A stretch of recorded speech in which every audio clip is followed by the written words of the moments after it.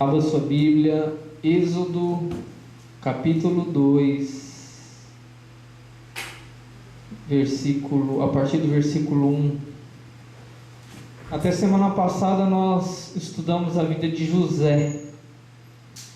E a partir dessa semana vamos começar a aprender sobre a vida de Moisés, um grande homem de Deus, um grande libertador, um dos homens mais importantes da Bíblia. Êxodo capítulo 2, a partir do versículo 1. E nós temos bastante coisa para aprender sobre Moisés, e vai ser um estudo igual de José, não vai terminar num dia, que tem bastante coisa para a gente aprender sobre Moisés, amém?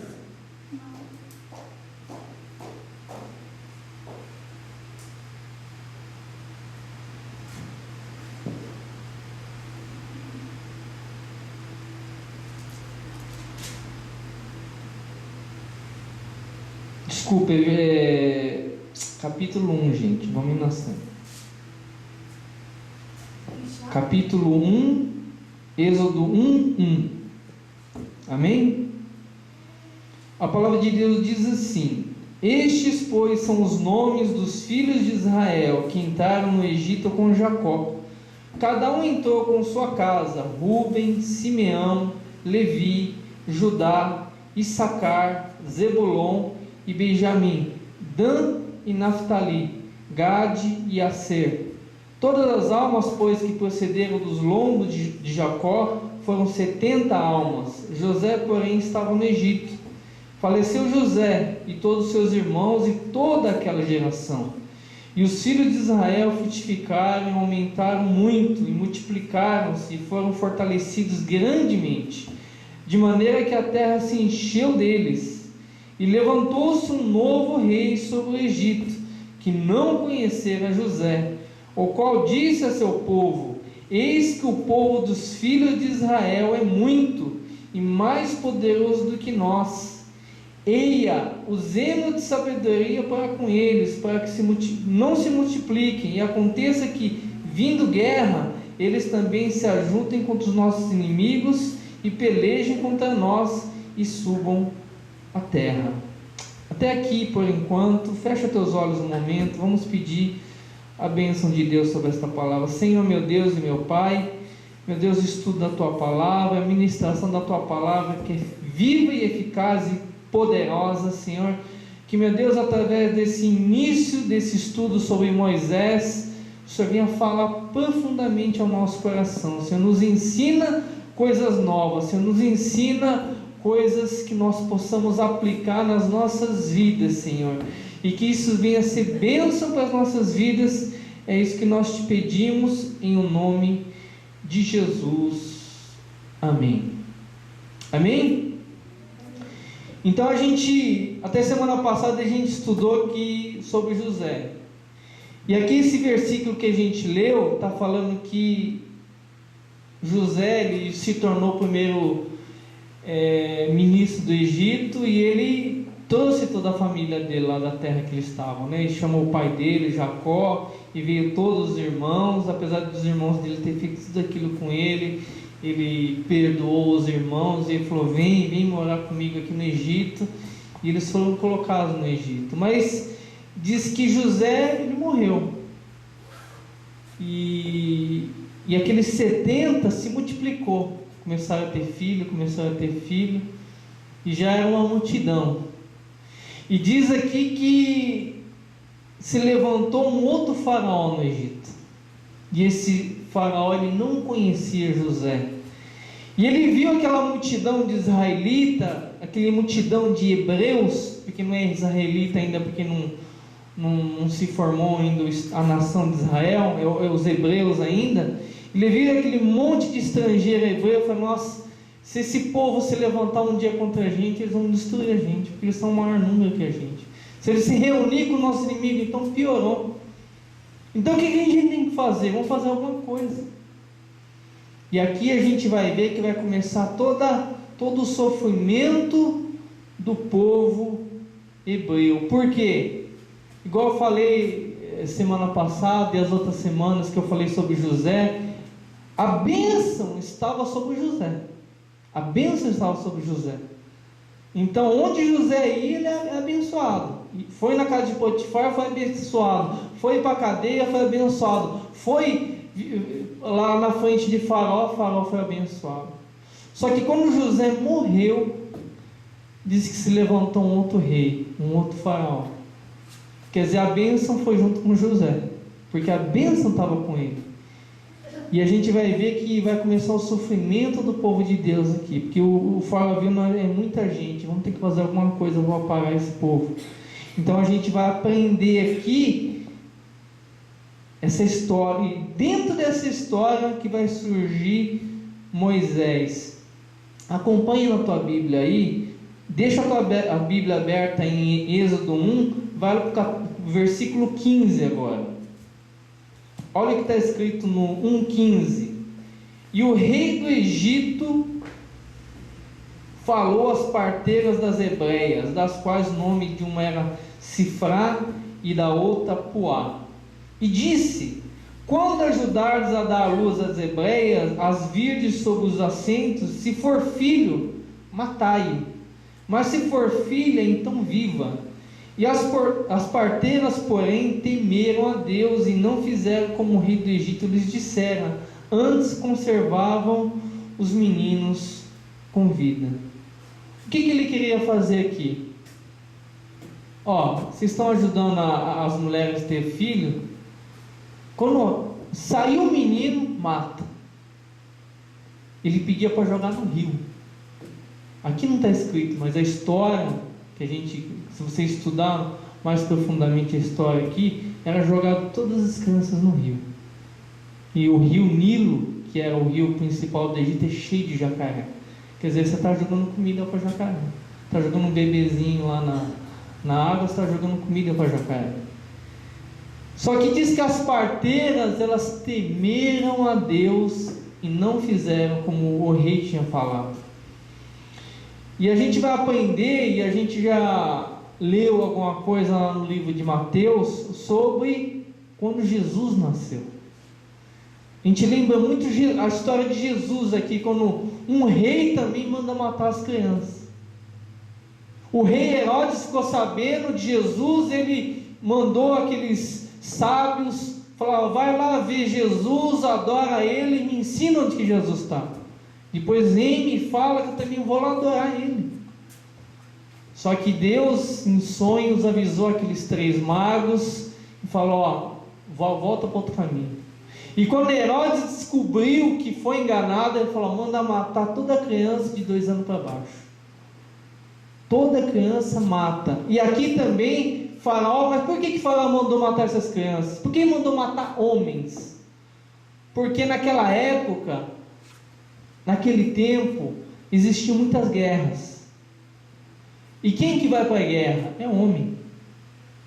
Se num povo não existe homem, esse povo não tem exército.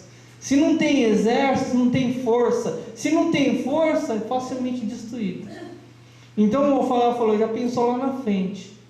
Se eles não tiverem menino aqui, só matar todos os meninos agora, lá na frente, se levantar, só vai ter mulher mesmo. Não tem problema. Uma coisa que a gente aprende aqui, e o que a gente vê através da Bíblia, gente, é que o Faraó aqui, ele é um tipo de diabo, de Satanás.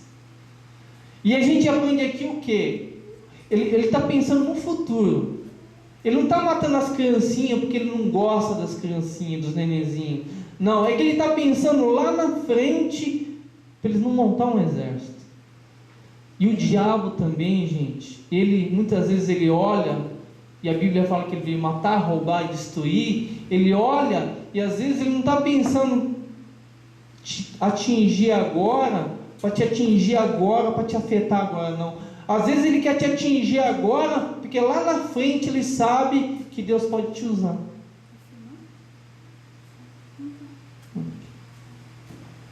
Então o diabo, ele sempre, ele não age aqui, ele age olhando lá na frente. O diabo, ele tem essa visão. Ele te derruba aqui, mas ele está pensando lá na frente. Se ele vê uma pessoa que todo mundo está falando que esse menino é benção, esse menino vai ser pastor quando crescer, você pode ter certeza que o diabo vai tentar matar esse menino, essa criança, porque o diabo sabe, ele sabe que realmente a criança tem aquele dom, e ele vai tentar matar. E aqui com Moisés ele estava no meio da criançada aqui, e a gente vai ver isso.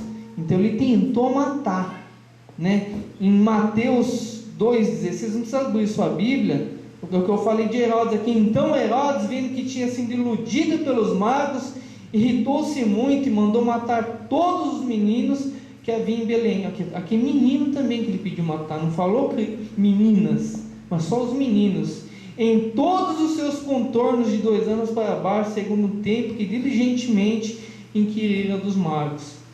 Mas a gente sabe também, gente, que o diabo ele pode até intentar um mal contra nós, mas quem conhece a Bíblia, quem tem um conhecimento de Deus, sabe que Deus está acima de todas as coisas. O diabo ele pode tentar te tocar e pode tentar te destruir, mas acima do diabo está Deus. A gente às vezes no Facebook, por exemplo, a gente posta um monte de coisa sobre Deus, e tem uma foto que aparece muito no Facebook, que é Jesus assim tirando barras de ferro com o diabo. Não sei se alguém já viu essa foto. É muito famosa essa foto que eles botam Jesus na mesa com o diabo, tirando barras de ferro. Isso é um erro. Jesus nunca vai tirar barras de ferro com o diabo. Com um dedo ele vence o diabo. A Bíblia fala que lá em Apocalipse Deus enviou um anjo para acorrentar Satanás. Não precisa nem ser ele pessoalmente. Tem gente que pensa, Jesus vem Gabriel, vem Miguel, vem todo mundo pegar o diabo. Não vamos só lá, isso aí é cachorro desdentado, não tem força nenhuma.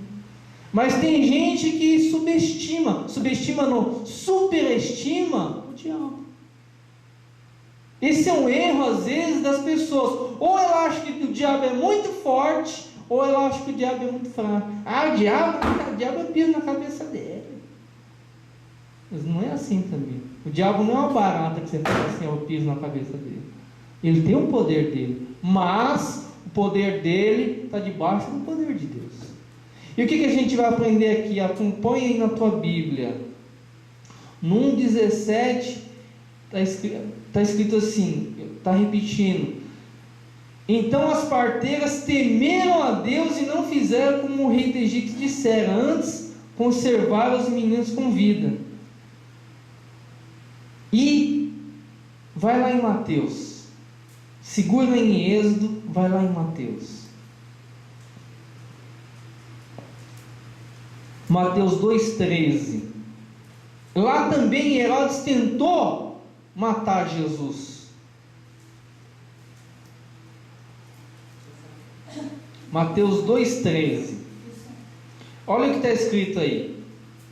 E tendo ele se retirado, eis que o anjo do Senhor apareceu a José em sonhos, dizendo: levanta-te, toma o menino e a sua mãe e foge para o Egito. Demora-te lá até que eu te diga, porque Herodes há de procurar o menino para o matar. Os magos tinham acabado de ir embora, tinham visto Jesus, tinham dado os presentes por Jesus, tinham adorado a Jesus, e logo que eles saíram, o anjo apareceu para o pai de Jesus, para José. Falou: Herodes vai querer matar ele, então pega ela, pega a mãe, pega o menino e vai para o Egito. E Deus também, através do temor das parteiras, não deixou as crianças ser mortas lá no Egito. Quer dizer, Deus, o diabo ele pode tentar, mas Deus ele está no controle, e Deus continua no controle. Em Jó 42:2, não precisa abrir sua Bíblia, está escrito assim, Jó falando de Deus: bem sei que tudo podes, e que nenhum dos teus planos pode ser frustrado. Os planos de Deus ninguém frustra, ninguém atrapalha, ninguém impede. Se Deus planejar isso, vai acontecer do jeito que Deus planejou, porque não há ninguém que possa segurar a mão de Deus, amém? E a gente vai continuar aqui, e a gente vai ver que Deus, Ele transforma a maldição em bênção, né? Abre lá em Êxodo, vai lá em Êxodo 2:2. O faraó tentou matar, não tentou matar? Vamos ver aqui uma coisa.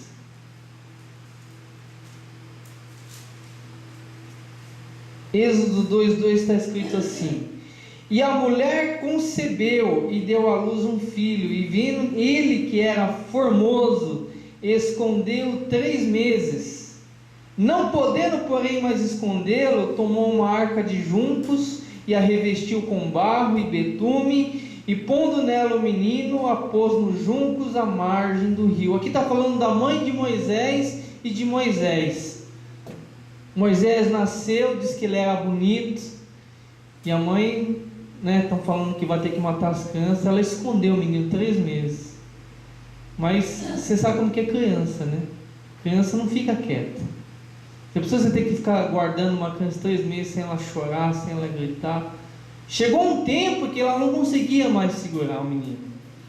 E o que ela teve que fazer? Ela falou: eu vou fazer um cesto, vou botar ele dentro e vou mandar no rio. E ela fez isso. Ela fez isso com Moisés. E o que aconteceu? No 2:5 está escrito assim: e a filha de Faraó desceu a lavar-se no rio, e as suas donzelas passeavam pela margem do rio, e ela viu a arca no meio dos juncos, e enviou a sua criada, que a tomou.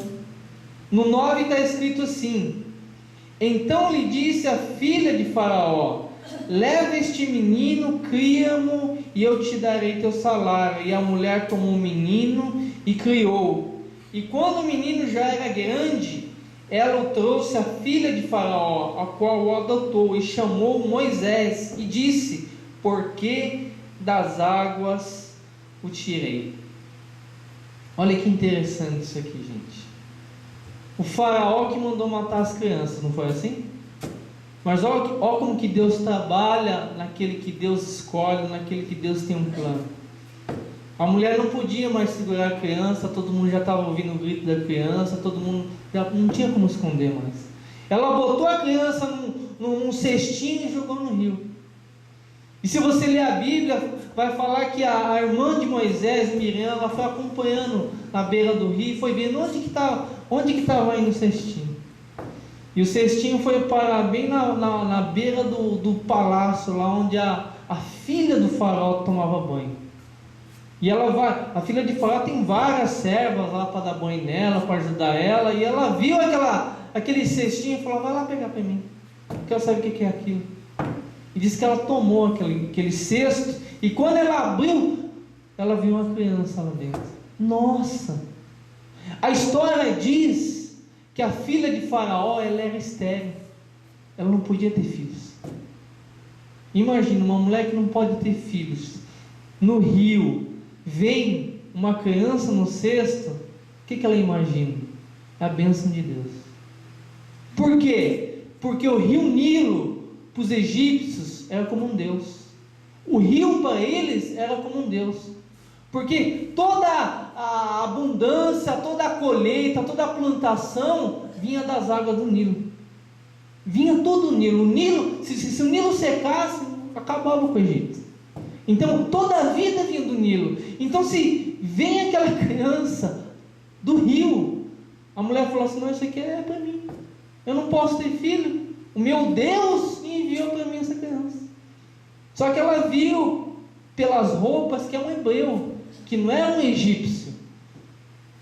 E a Miriam, que é a irmã de Moisés, ela estava pertinho, ela estava vendo tudo. Ela pegando a criança, e ela chegou pertinho da princesa e falou: oi, princesa, eu conheço alguém que pode cuidar dessa criança para você. Vai dar de mamar para ele, uma ama de leite, vai dar mamar para ele, porque ela não estava grávida, ela não tinha leite no peito para dar para aquela criança. E o que a mulher falou? Vai lá, chama aquela mulher. Chama essa mulher para mim. E quem que foi lá para cuidar de Moisés? A própria mãe dele. E ainda a mulher falou: vou pagar o teu salário. Você vê como que Deus trabalha? Moisés era para morrer, mas Deus ele bota Moisés no colo da filha do faraó. E ainda bota a mãe para cuidar de Moisés e ainda dá salário para cuidar dela, para cuidar dele. Então, quando Deus trabalha na nossa vida, gente, isso que a gente tem que aprender. Quando a gente é fiel a Deus, quando a gente busca a Deus, Deus ele cuida dos detalhes da nossa vida. A gente vê um mundo afastado de Deus, a gente vê as pessoas longe de Deus, e muitas vezes as coisas dão tudo errado e as pessoas reclamam da vida. Por que a minha vida está assim? Porque a pessoa está solta no mundo. Ela não tem um cuidado de Deus sobre a vida dela. Deus ele vai cuidar daquele que é dele, né? Então a gente vê que Deus ele cuidou de Moisés e a mulher falou: traz aqui, né? A gente leu aqui, traz ele aqui, cuida dele, eu vou te dar o salário. E diz que criou. E quando Moisés cresceu, a mãe trouxe de volta Moisés para a filha do faraó, deu para ela, aqui ó, tá cuidado, tá grande já, ó. E disse que ele virou filho da filha de faraó e botou o nome dele de Moisés, que quer dizer em egípcio, tirado das águas. Então a gente vai aprender, começar a aprender aqui de Moisés.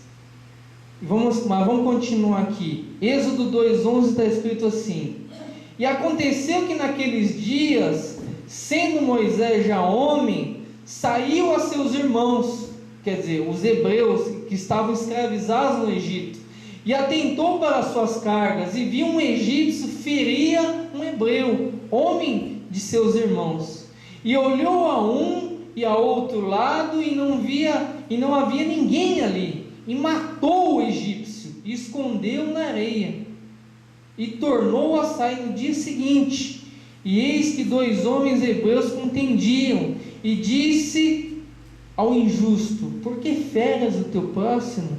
O qual disse: quem te tem posto a ti por maioral e juiz sobre nós? Pensas matar-me como mataste o egípcio? Então temeu Moisés e disse: certamente esse negócio foi descoberto. Olha o que aconteceu aqui. Moisés já era um homem formado. Se você assistir um filme de Moisés, você vai ver isso.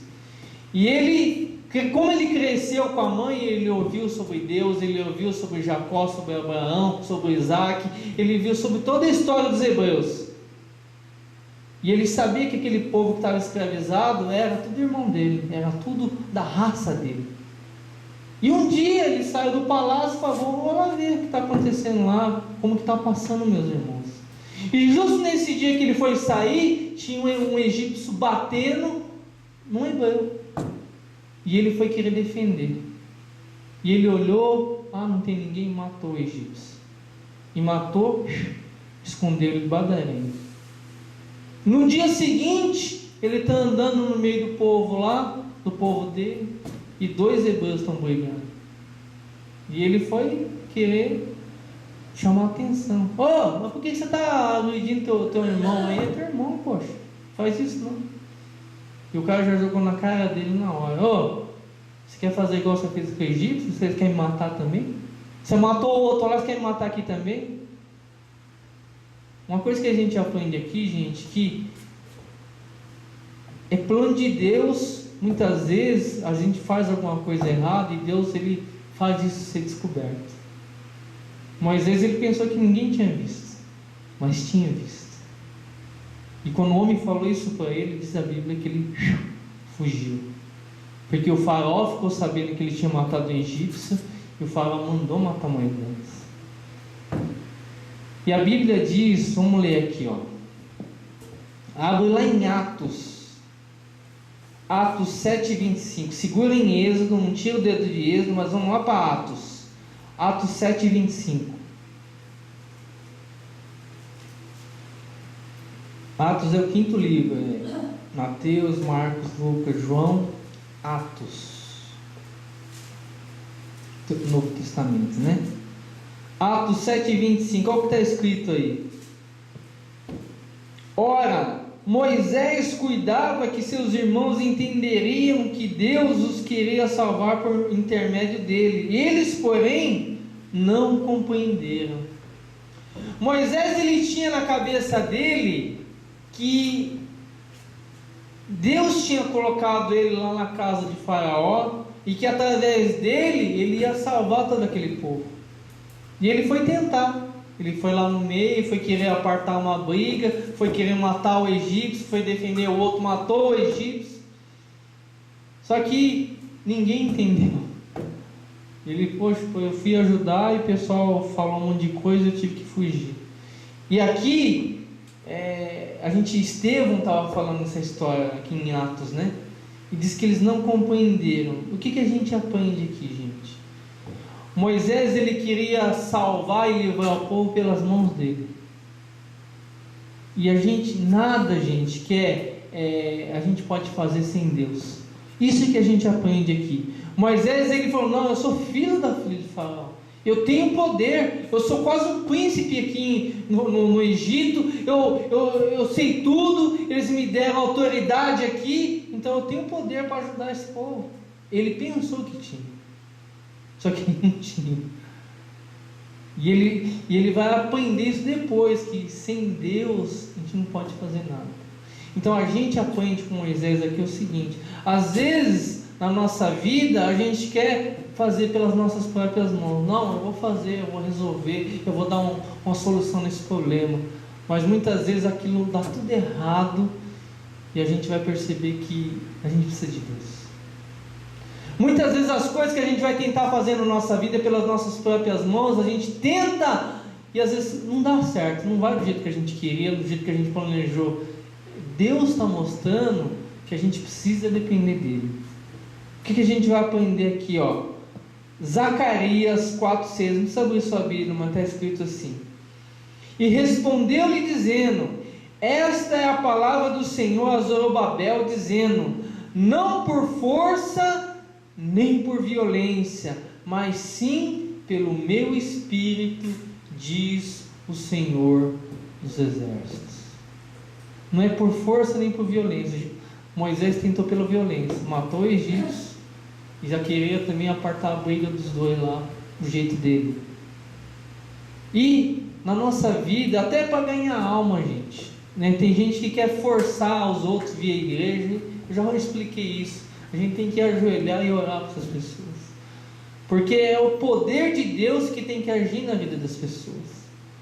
A gente se entristece porque passa o tempo e a gente não vê as pessoas virem, mas a gente está chamando.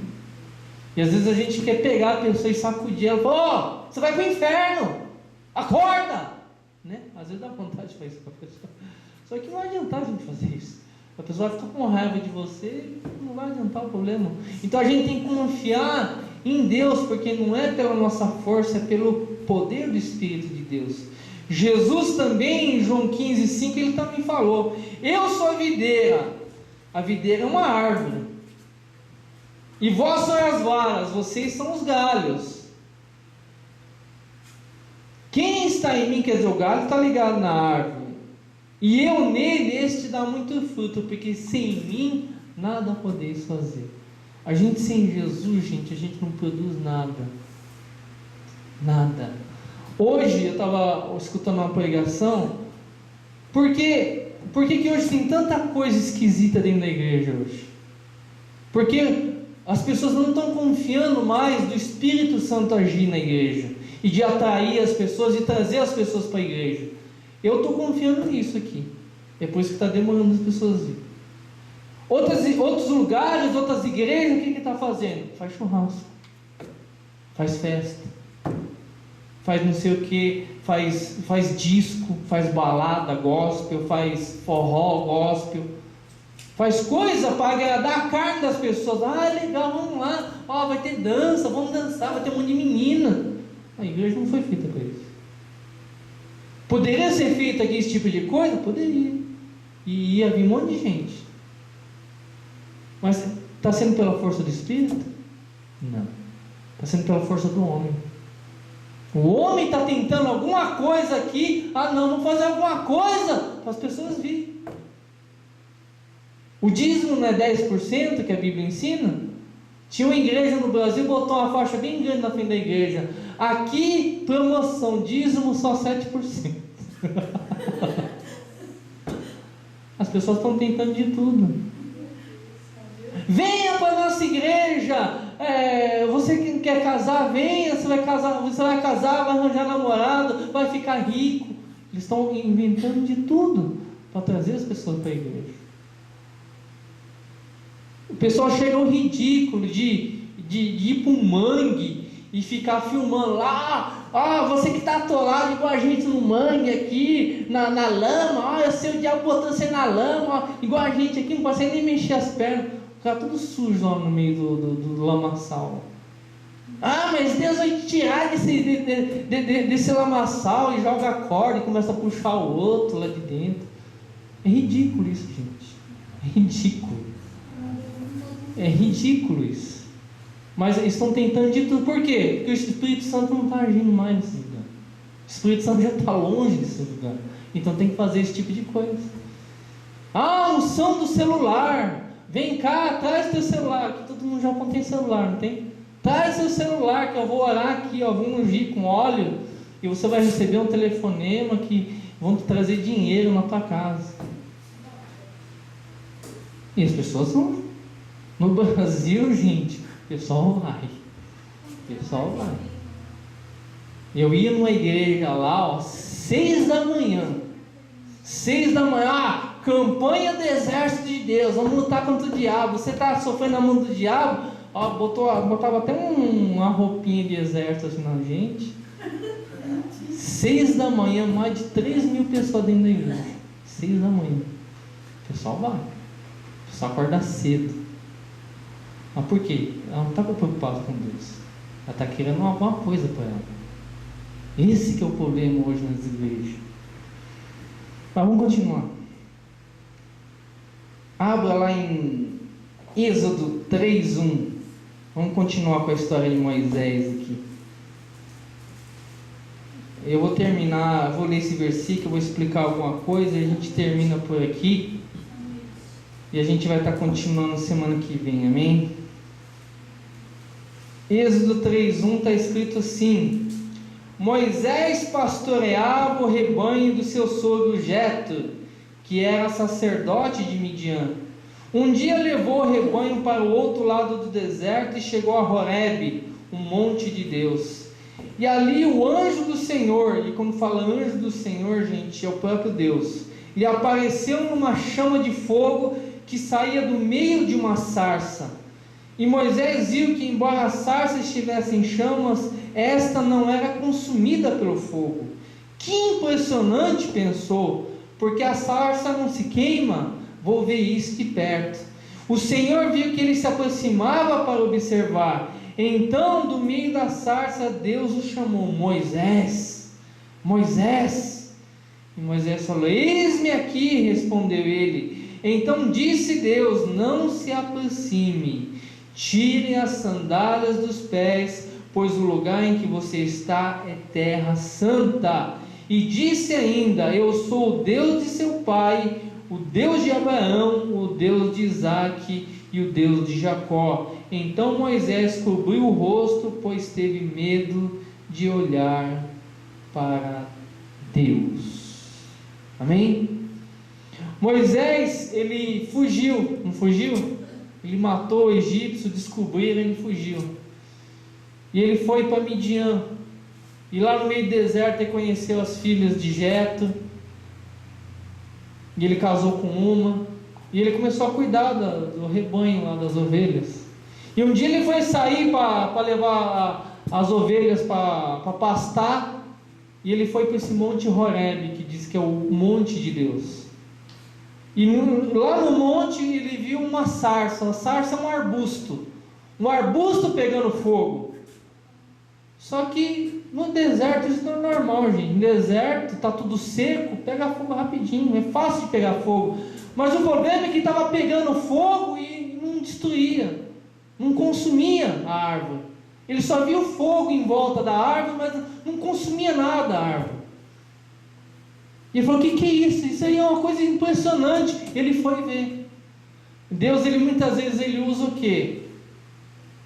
A sabedoria, porque o ser humano ele é curioso, não é assim? Qualquer coisa estranha que a gente vê, a gente sai tudo correndo para olhar, não é assim? O pessoal é tudo curioso, né?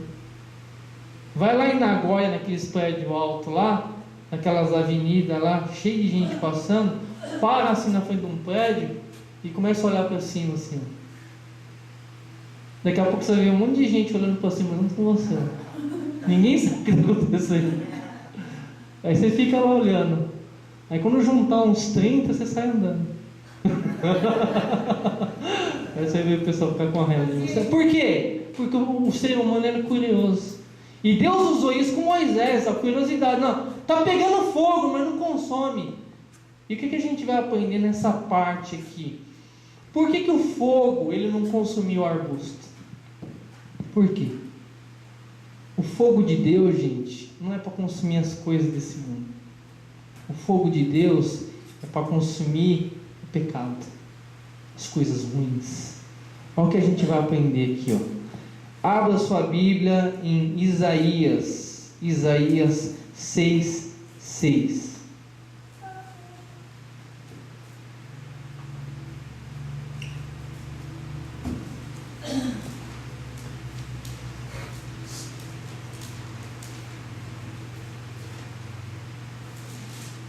Profeta Isaías, capítulo 6, versículo 6. Amém? Olha o que está escrito aí. Então um dos serafins voou até mim, trazendo uma brasa viva, que tinha tirado do altar com uma tenaz. Tenaz é uma pinça. Com ela colocou a minha boca e disse: veja, isto tocou os seus lábios, por isso a sua culpa será removida e o seu pecado será perdoado. Essa aqui é a famosa parte de Isaías, onde Isaías entra no templo e ele vê Deus sentado no trono, e ele vê os serafins voando por cima de Deus, e diz que Isaías falou assim: ai de mim que sou pecador, que sou um homem de lábios impuros e vivo no meio de um povo de impuros lábios. Quer dizer, Isaías ele é o profeta de Deus. Ele só falava de Deus para as pessoas. Imagina um profeta de Deus tendo a boca impura. Se ele tinha a boca impura, imagina essa boca como que é. Mas ele com tal poder que ele viu na frente dele de Deus, ele falou: eu sou pecador. Isso que ele confessou diante de Deus. E por ele ter falado que a boca dele era impura, o que aconteceu? O serafim foi lá no trono de Deus e pegou uma brasa com uma tenaz, com uma pinça. Serafim, gente, é um anjo, que ele é um fogo, ele é feito de fogo. Ele é incandescente, diz a tradução de serafim, é aquele que está em chamas. Se o anjo está em chamas, por que ele precisa pegar uma brasa com pinça? Não é estranho? Se ele já está pegando fogo, uma brasa não vai queimar ele. Mas o fogo que estava naquele trono e o fogo dele é diferente. Era mais poderoso. Se ele pegasse com a mão dele, ia se queimar. Então ele pegou com uma pinça. E disse que ele foi até onde Isaías estava e tum! Botou na boca de Isaías. Ah, é? É impuro? Então vamos purificar. Tum! E disse que o pecado de Isaías foi perdoado, foi purificado. Então o fogo de Deus é para isso, purificar do pecado. Não precisa só abrir sua Bíblia, só ouça para a gente adiantar. Em 1 Pedro 1,7 está escrito assim: para que a prova da vossa fé, muito mais preciosa do que ouro que perece e é provado pelo fogo, e se ache em louvor, honra, glória na revelação de Jesus Cristo. E em 1 Pedro 4,12 também está escrito assim: amados, não se surpreendam com o fogo que surge entre vocês para os provar, como se algo estranho lhe estivesse acontecendo. O fogo de Deus, gente, no meio dos cristãos é para purificar. E como que vem esse fogo na nossa vida? Não é que vai pegar fogo na tua casa, vai pegar fogo, não. Esse fogo vai vir tribulação na sua vida, vai vir sofrimento na sua vida. Por quê? Para te purificar. Porque é na hora do sofrimento, é na hora da dificuldade que a gente reconhece que a gente é fraco, que a gente reconhece que a gente precisa de Deus. É nessa hora que Deus está purificando a nossa vida. Então Pedro, ele falou: não ache estranho esse fogo que se levanta no meio de vocês. Lá em Atos, a igreja de Atos, o que acontecia? Eles estavam evangelizando, de repente vinha toda aquela perseguição, começava a matar todo mundo. O que é isso? Deus está passando fogo para purificar. É o fogo de Deus para arrancar tudo aquilo que não presta. E através do que? De sofrimento. Existe uma história interessante da Rússia, de cristãos da Rússia, e eles estavam todos lá dentro da igreja buscando a Deus. De repente entrou um exército dentro da igreja, tudo armado. Quem que é cristão aqui? E começou a apontar as metralhadoras tudo para a cabeça de todo mundo. Quem que é cristão aqui? Vai todo mundo renunciar agora a Jesus. Quem não vai renunciar vai para aquela parede que a gente vai fuzilar. E quem não quiser renunciar pode ir embora agora. E diz que na igreja uns poucos foi para a parede e a maioria da igreja saiu. Depois que todo esse povo saiu, o líder do exército lá falou assim: gente, nós somos cristãos também, agora vamos adorar a Deus, porque os falsos cristãos já foram embora, agora a gente vai poder adorar de verdade o nosso Deus. Esse é o fogo que vem para purificar. Tem gente que fala: eu sou cristão, mas se vem uma luta na vida dela, ela já esquece de Deus, esquece de Cristo. Esqueceu. Então às vezes Deus, ele testa a gente. Eu já passei por muita coisa.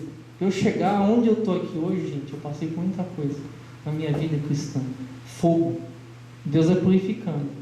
O ouro puro, para ele ficar cada vez mais puro, você tem que ir botando fogo nele.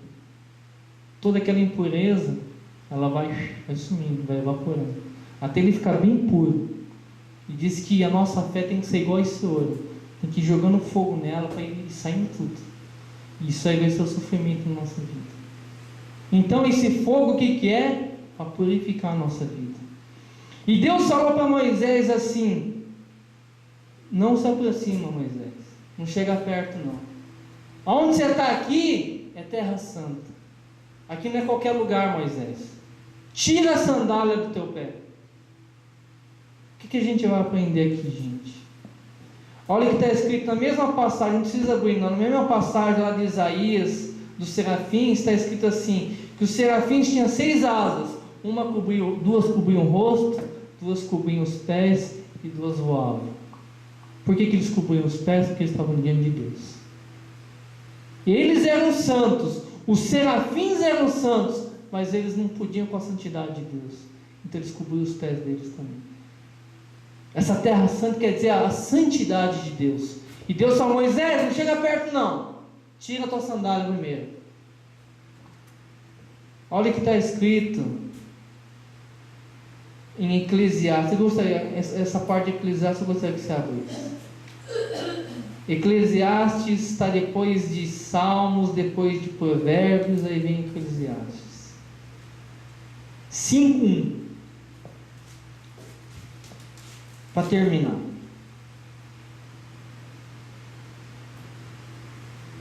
para a gente entender a importância da gente estar na presença de Deus. Amém? Olha o que está escrito na palavra do Senhor: guarda o teu pé quando entrares na casa de Deus, porque chegar-se para ouvir é melhor do que oferecer sacrifício de tolos, pois não sabem que fazem mal. Não te precipites com tua boca, nem o teu coração se apresse a pronunciar palavra alguma diante de Deus, porque Deus está nos céus e tu estás sobre a terra. Assim sejam poucas as tuas palavras. Então, o que a gente aprende aqui, gente? Quando a gente está na presença de Deus, quando a gente vem na igreja, quer dizer, a gente está na presença de Deus em qualquer lugar, porque Deus está em todo lugar. Mas especialmente aqui na igreja, onde a congregação, onde a reunião dos cristãos, onde a presença de Deus é mais forte. E Ele está aqui para receber a nossa adoração. Eu nas outras igrejas, às vezes eu falava, tem gente que já entra gritando dentro da igreja, tem gente que já entra falando mal dos outros, já entra na igreja fofocando.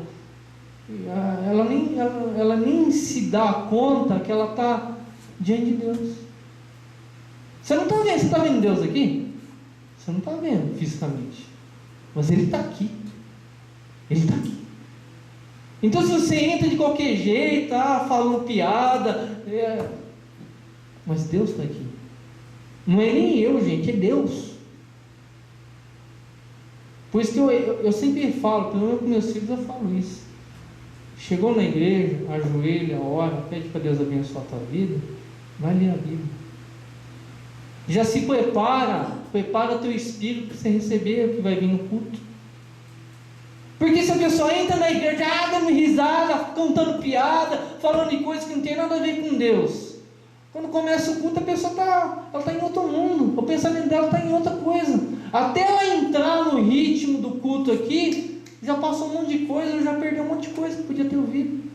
Mas se você chega, ajoelha, ora, Deus, nesta noite ou nesta manhã, fala comigo, perdoa meus pecados, manifesta o teu poder na minha vida. Senhor, eu quero te conhecer mais, eu quero aprender mais da tua palavra. Você ora, aí você vai, pega, abre a tua Bíblia até o culto começar. Você já entrou no clima de Deus, você já entrou no clima do culto. E eu falava isso em muitas igrejas, porque a gente via parece que está entrando na casa da mãe Joana. A pessoa esquece que Deus está aqui. Então Deus, Ele chamou a atenção de Moisés, tira a tua sandália, Moisés.